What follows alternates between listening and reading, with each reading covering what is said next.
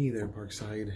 It's Mr. Day, and I'm here in my living room, and I thought I would read to you a little bit of the book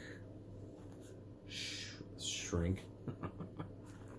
Stink, the Incredible Shrinking Kid. Now, you already know a bit about this book. You've heard chapters 1 and the first part of chapter 2.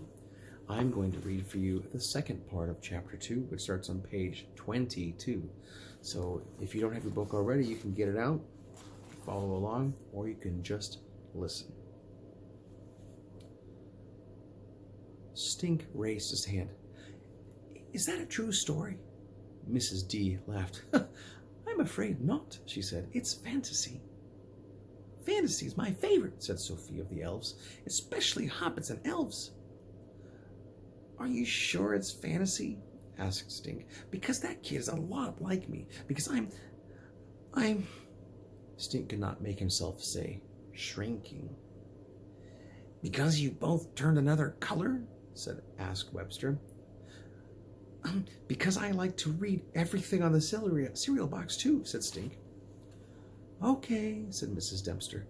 "Let's see, who's going to carry the milk from the cafeteria today?" Stink was barely paying attention. He never got asked to carry the milk. "How about Mr. James Moody?" asked Mrs. Dempster. "Me?" asked Stink. He sat up taller. "I get to carry the milk?" Stink walked down the second grade hallway. It looked longer than usual and wider. He took the stairs down to the cafeteria. Were there always this many stairs? His legs felt shorter, like they shrunk.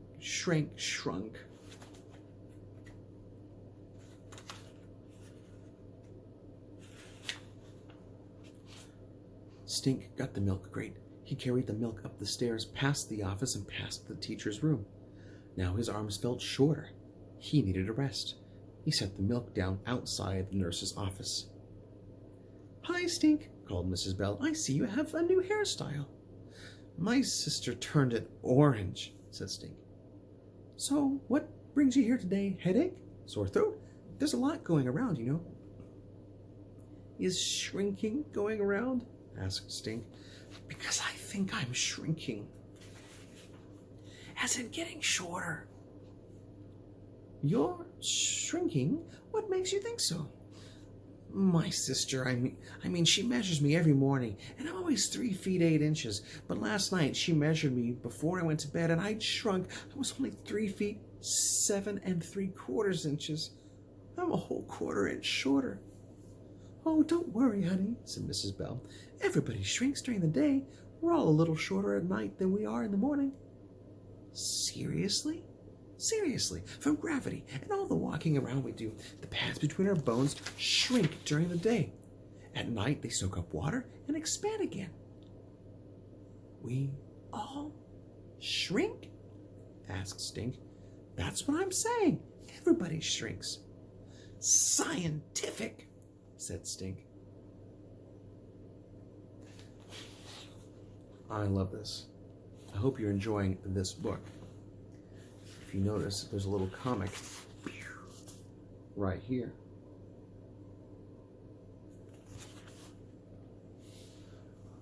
I will read to you the comic now. This is on page 29. It says, "The Adventures of Stink and King of the Elves. Beautiful Sophie of the Elves falls under the dreaded gravity spell. An evil witch pours hex mix in Sophie's sneakers. My feet feel so heavy. Poof. Ta-da! Stink, King of the Elves, arrives. Not a minute to lose." Look, he's taking her to the anti-gravity soaking chamber. And they get there and he puts her in. 30 seconds later, my hero. A larger-than-life statue to thank you, Stink. That's what they give him.